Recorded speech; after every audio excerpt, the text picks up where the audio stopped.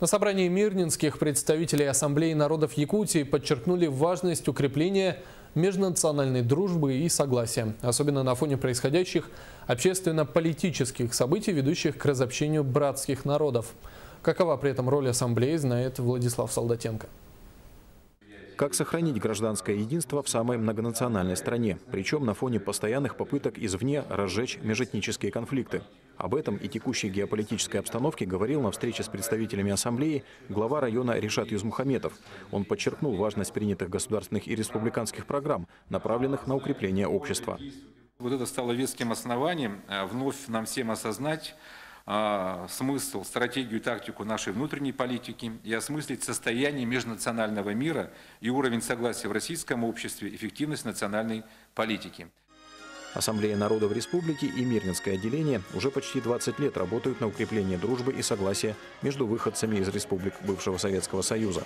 Сейчас в районе 18 национально-культурных образований, правда, из них зарегистрировано лишь 4. Сегодня этот вопрос актуальный, над этим надо думать, и вот к нашему 20-летию подойти с каким-то другим результатом, более лучшим, так сказать, в этом организационном плане. По решению представителей, руководство и совет отделения Ассамблеи остаются почти в том же составе. Глава района традиционно возглавляет организацию.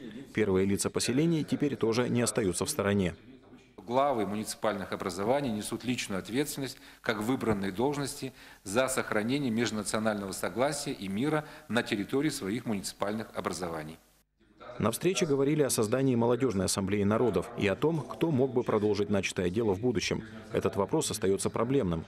Наши лидеры не готовят себе замену. Я не вижу, и мы не видим дышащих нам в спины молодых людей, креативных, сильных, умных, которые могут подхватить наше знамя и повести вперед. Власти поддерживают национальные объединения, но в ответ ожидают плодотворную работу. В существующих общественно-политических реалиях Ассамблея становится мощным инструментом реализации национальной политики.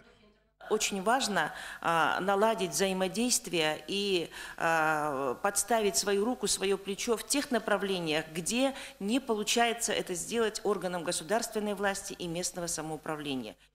В целом, работа национальных объединений района за последние годы признана удовлетворительной. На повестке дня продвижение ряда инициатив и подготовка к празднованию 20-летия Мирнинского отделения Ассамблеи народов.